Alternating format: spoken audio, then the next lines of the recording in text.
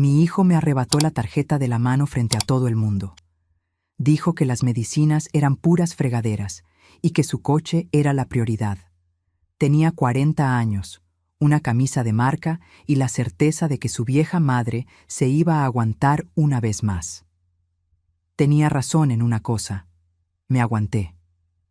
Pero lo que no sabía era que, mientras caminaba de regreso a casa con las manos vacías y la pierna punzándome de dolor, yo ya estaba armando el fin de su mundo, ladrillo por ladrillo, en silencio.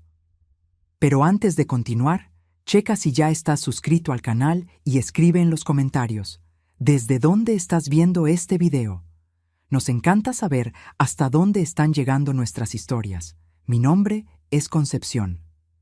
Tengo 72 años. Fui cocinera de una primaria pública por 31 años y saqué adelante a mi hijo sola desde que tenía 4 años. Sé lo que es despertarse cuando todavía está oscuro, subir al camión lleno a las 5 de la mañana con la nariz enterrada en la axila de un desconocido, y aún así llegar a la cocina de la escuela sonriendo porque 400 niños dependían de mí para comer. Sé también lo que es tener el corazón roto por quien más has amado en la vida.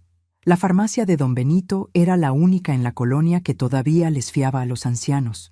Una de esas farmacias de barrio con estantes de madera oscurecida y ese olor a alcohol mezclado con loción de San Juan que la hija del dueño colgaba detrás del mostrador. Aquella tarde de miércoles, el ventilador de techo estaba descompuesto y el calor de febrero en la Ciudad de México pesaba como una cobija mojada sobre todos en la fila. Yo sostenía la cajita de mi medicina para la artrosis con las 2 manos, como si fuera algo de mucho valor. Y lo era.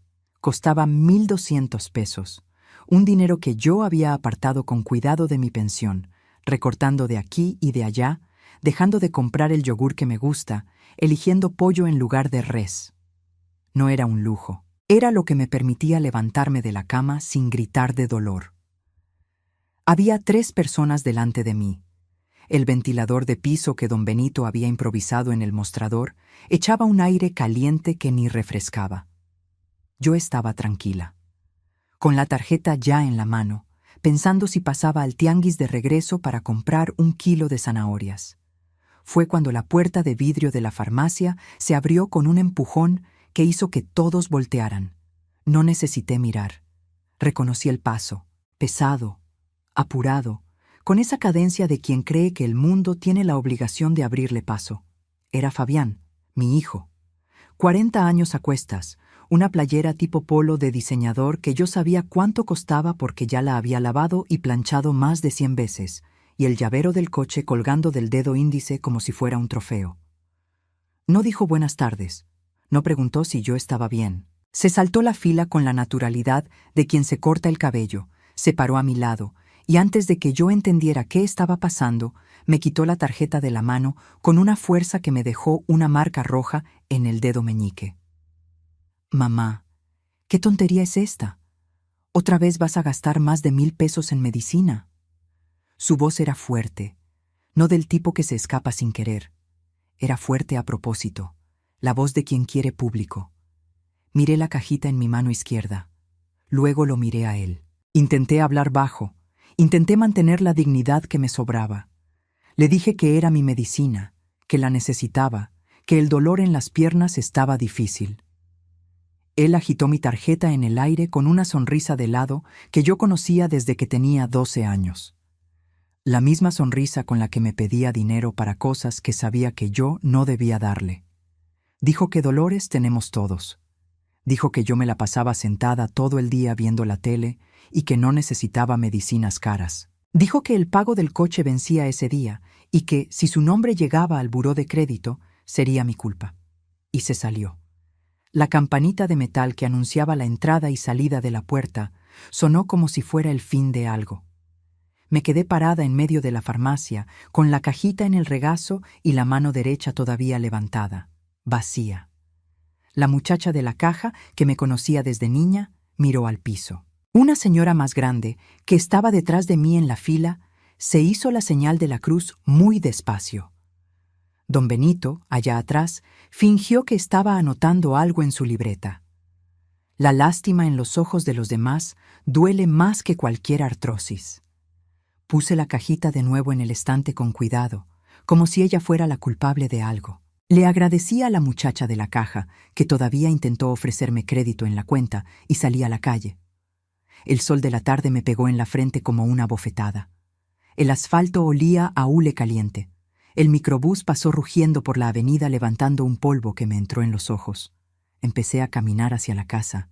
Mi pierna derecha me daba un tirón cada 2 o 3 pasos, recordándome que la artrosis no sabe de humillaciones públicas, no respeta escenas de farmacia, no espera el momento adecuado para doler. Pero extrañamente, el dolor físico parecía pequeño en ese momento. Era un susurro comparado con el grito que tenía atorado en medio del pecho. 4 cuadras. Pasé por el mercado sin detenerme. Pasé por la primaria donde trabajé por 11 años. Pasé por la capillita donde bauticé a Fabián, donde recé para que creciera honesto y trabajador, donde le pedí a Dios que me diera fuerzas para criar a ese niño sin padre y sin mucho dinero, pero con mucho amor. Entré por el zaguán de mi casa, me senté en la silla de la cocina, y la película empezó a pasar.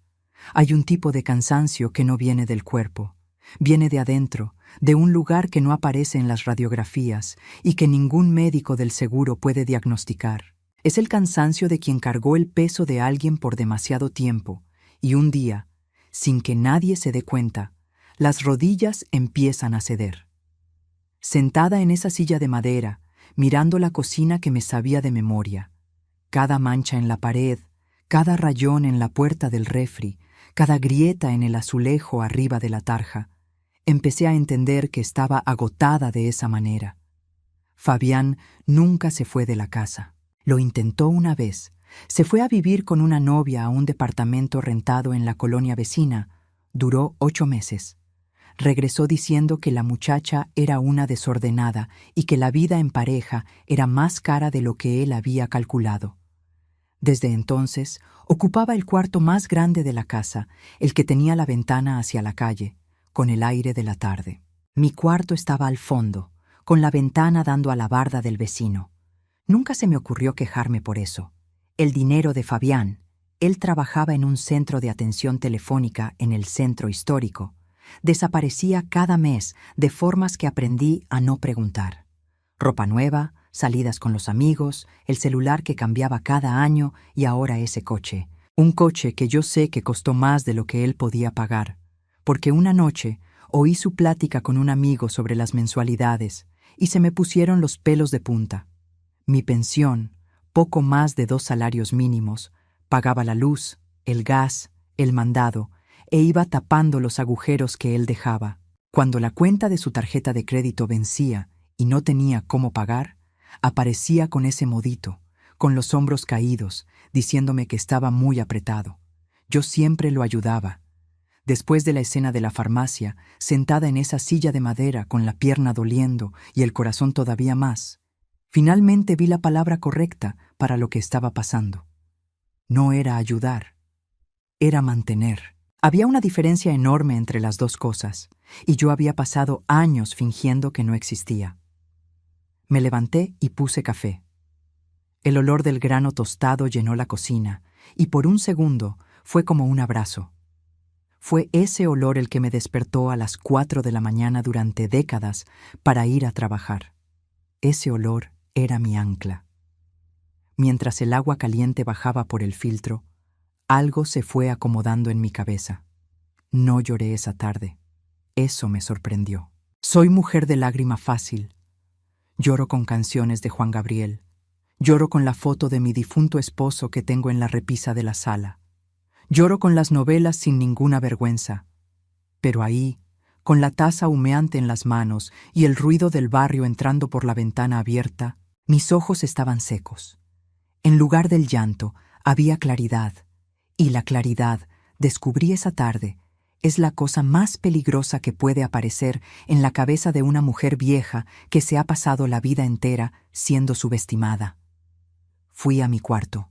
Abrí la puerta del ropero, ese de madera maciza que huele a naftalina y jabón de coco, y me quedé parada mirando hacia adentro por un rato.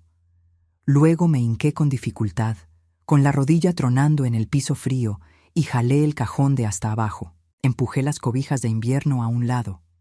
La lata de galletas estaba ahí, roja con flores blancas, con la tapa un poco oxidada de las orillas, de esas que uno recibe de regalo y nunca tira porque siempre sirven para guardar algo.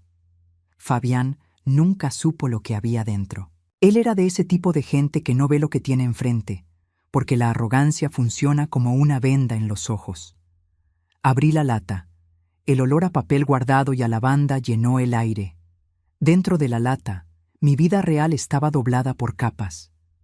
La escritura del terreno que yo y mi esposo Ernesto compramos cuando todavía éramos jóvenes, cuando esta colonia era puro llano y nosotros cargábamos los bultos de cemento en la espalda los fines de semana. Ernesto murió de un derrame cuando Fabián tenía 6 años, dejándome con una casa a la mitad, un niño y una nostalgia que todavía hoy ocupa un lugar permanente en mi pecho. Yo terminé de construir esa casa, literalmente. Le pagué a un albañil para levantar las bardas del cuarto del fondo y del baño. Pagué con dinero de tamales vendidos en la calle, de costuras hechas de noche, de horas extra en la cocina de la escuela. Fabián creció entre esas paredes, pero las paredes eran mías.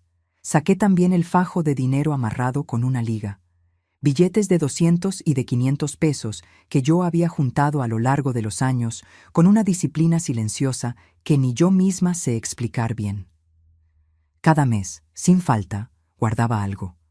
50 pesos que sobraron del mandado, 100 pesos de un pastel de cumpleaños que le hice a la vecina, 200 de mi aguinaldo que le dije a Fabián que había sido menos de lo esperado. Conté ahí mismo, extendiendo los billetes sobre la colcha, 28,000 pesos. Para quien financia un coche de $500,000 puede parecer poco. Para una mujer que se pasó la vida haciendo milagros con monedas, era una fortuna. Era libertad en papel. Por último, saqué una agendita de pasta dura, chiquita, con la liga que sujeta las páginas ya estirada. Ahí estaban los números de las personas que realmente importaban en mi vida, personas que Fabián nunca conoció bien porque nunca le interesó conocerlas. Pasé las hojas despacio. En la letra D estaba el nombre de Dora, mi compañera de cocina por 14 años, una mujer llenita y alegre que se reía del ruido de las ollas como si fuera música. Ella se había mudado a Veracruz cuando su hija se casó, y siempre me estaba invitando a pasar unos días allá. Yo siempre decía que no podía dejar a Fabián. ¡Qué chiste! En la letra A, el nombre de Adrián, un niño que estudió en la escuela donde yo trabajé, allá por los 90. Llegaba cada mañana sin desayunar, con los ojos hundidos de hambre, el pantalón siempre roto de la rodilla. Yo le guardaba un plato de más y se lo daba en la mano antes de cerrar la cocina. Le di consejos de madre cuando su mamá no estaba en condiciones de dárselos. Le dije que el estudio era el único camino. Adrián hoy tiene una notaría en el centro de la ciudad. Me encontró hace 3 años en el súper, me abrazó llorando frente a todos y me puso su tarjeta en la mano, diciéndome que yo le había salvado la vida y que podía llamarlo a cualquier hora del día o de la noche para lo que fuera. Cerré la agendita. El plan se estaba formando en mi cabeza, pieza por pieza, con esa calma fría que viene cuando uno finalmente deja de tener miedo. Fui al teléfono fijo en la sala. Todavía tengo uno. Soy de la época en que el teléfono fijo era señal de responsabilidad. Y llamé al banco. Esperé en la fila de atención electrónica con la paciencia de quien ha frito 1000 empanadas. Cada minuto de música de espera era un ladrillo más en la pared que yo estaba construyendo. Cuando la señorita me atendió, pedí el bloqueo de la tarjeta por robo. No dudé en la palabra, porque eso era lo que había pasado. No importaba que el ladrón hubiera salido de mis propias entrañas. El robo tiene nombre, sin importar quién lo cometa. La muchacha confirmó el bloqueo. Colgué el teléfono y me quedé mirando el aparato por un momento. La tarjeta que estaba en el bolsillo del pantalón de Fabián en ese instante era un pedazo de plástico inútil. Y él todavía no lo sabía. Mientras la noche llegaba a la ventana de la sala, yo empacaba mis cosas. No era una maleta grande. una de tela de cuadros que usaba para viajar cuando todavía viajaba, que estaba arrumbada en lo alto del ropero con una capa de polvo sobre el cierre. Puse dentro mi ropa sin mucha ceremonia, los suéteres que uso en invierno, mis faldas cómodas, 2 vestidos, mis documentos, la escritura, el dinero envuelto en una bolsa de plástico. Todo lo que realmente necesitaba cabía en una maleta mediana. 40 años de vida en esa casa y lo esencial cabía en una maleta mediana. Hay algo doloroso y al mismo tiempo liberador en darse cuenta de eso. Escribí una nota con letra redonda y la dejé debajo del control de la tele. El primer lugar donde Fabián miraría al despertar, porque su primer acto cada mañana era prender la tele antes que cualquier cosa. Escribí que había salido temprano al mercado, que iba a aprovechar para arreglar unas cosas en el banco, que volvería antes de la comida. Mencioné que iba a tratar de conseguir ese sazonador para la carne que tanto le gustaba. Él iba a leer eso, iba a sonreír con esa sonrisa de superioridad, y se iba a sentar en el sillón esperando a que yo regresara con bolsas y comida y su misión. Se iba a quedar sentado esperando. A las 4:30 de la mañana, poniéndome mis tenis más suaves en la oscuridad del cuarto, sentí por primera vez en muchos años que me estaba despertando para mí misma, y no para servir a nadie. La maleta pesaba, pero su peso era infinitamente menor que el que yo había cargado en la espalda por décadas. Cerré la puerta de la entrada con cuidado de ladrona y atravesé el patio pisando despacito. El aire de la madrugada me pegó en la cara y fue como el primer respiro después de mucho tiempo bajo el agua. La colonia estaba quieta.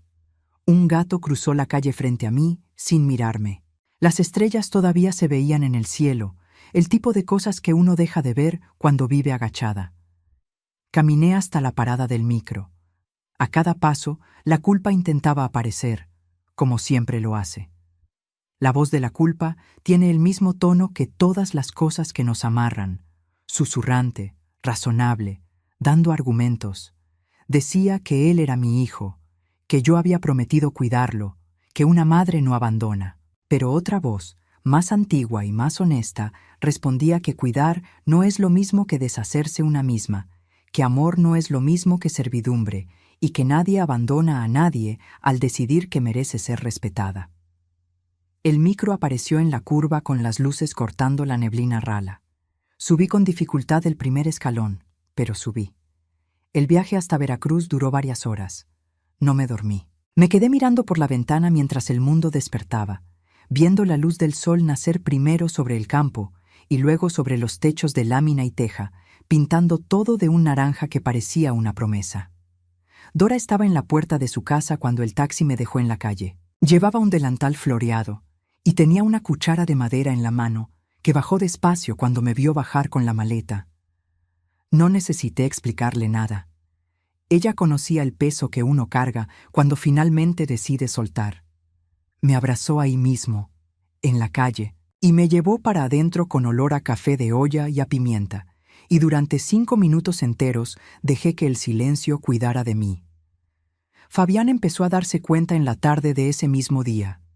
Yo había apagado las notificaciones, pero cada hora miraba el celular. Los primeros mensajes eran con el tono de quien todavía cree que tiene el control. ¿Dónde estás? ¿El mercado se está tardando? ¿Ya es casi mediodía? Luego el tono fue cambiando, como el cielo cuando llega la tormenta. El pago del coche había vencido. El banco le había llamado. La tarjeta estaba bloqueada y no podía pagar nada. Guardé el celular en la bolsa y fui a ayudar a Dora a pelar yuca para la comida. A la mañana siguiente llamé a Adrián. Él contestó antes del segundo timbrazo, y cuando me reconoció, su voz cambió. Se puso más presente, más atento, de esa forma de quien sabe que debe una deuda que nunca podrá pagar por completo. Se lo conté todo sin que me temblara la voz, sin llorar, con la objetividad de quien ya terminó de sufrir y está en modo de resolver. Adrián escuchó en silencio. Cuando terminé, se quedó callado por unos segundos y luego dijo, con esa voz grave de notario experimentado, que yo había hecho todo bien.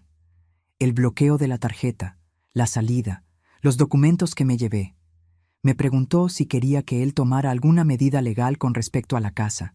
Dije que sí, que quería a Fabián fuera de ahí, por la ley y dentro del plazo, que la casa era mía, que yo la había construido con mis propias manos y que no pensaba dejar que sirviera de refugio para quien me había tratado como a un mueble viejo. Adrián dijo que se encargaría de todo.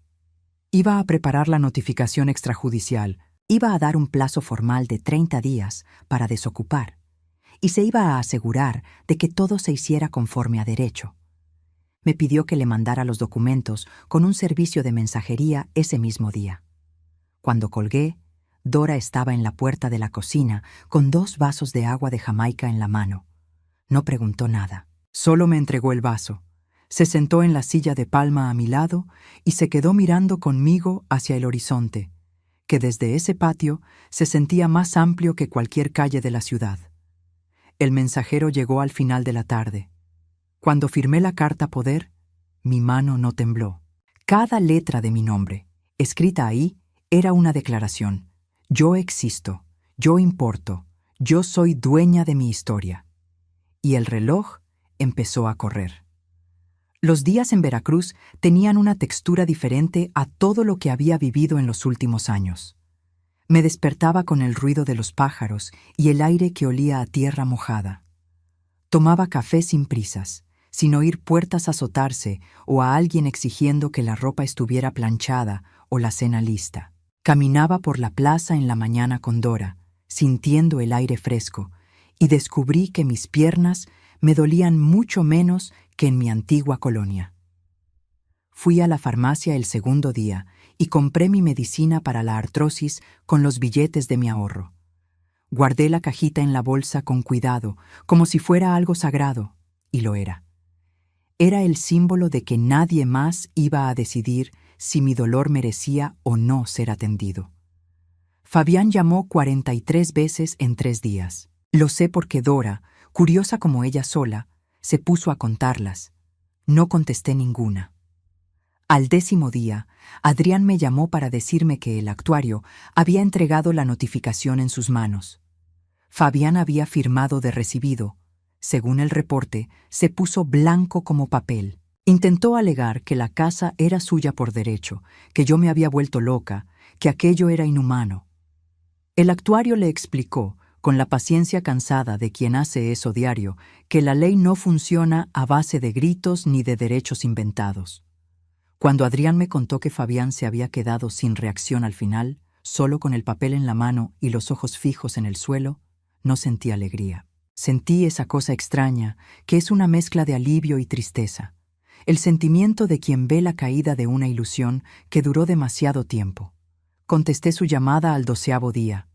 La voz que llegó del otro lado de la línea no era la del hombre que se saltó la fila de la farmacia y agitó mi tarjeta en el aire como si yo fuera una niña. Era una voz más fina, con las orillas de la arrogancia lijadas por la realidad. Intentó amenazar primero. Dijo que eso era abuso, que yo estaba siendo cruel, que le iba a contar a todos los parientes. Lo dejé hablar. Luego le dije, con la voz serena, que la casa tenía mi nombre en la escritura, que mi abogado tenía todos los papeles, y que si no se salía en 30 días, la policía lo iba a sacar frente a todos los vecinos. Mencioné específicamente a doña Francisca, que vivía al lado y que siempre estaba al pendiente de todo lo que pasaba en la calle. El silencio del otro lado fue largo. Luego preguntó, con esa voz que reconocí como la del niño de 6 años que tenía miedo a los truenos, si realmente yo sería capaz de hacerle eso a mi propio hijo. Respiré el aire de la tarde antes de contestar. Le dije que yo había sido capaz de criar a un hijo sola, de levantar paredes con mis propias manos, de defender la comida de 400 niños frente a hombres que querían robarse el presupuesto, y que sí, que era perfectamente capaz de defender lo que era mío. Colgué sin esperar respuesta. Dora, que había fingido estar regando las macetas, pero obviamente estaba oyendo todo, vino hacia mí con una expresión de quien acaba de ver una escena de película. Nos quedamos sentadas en silencio por un rato, viendo el cielo oscurecerse.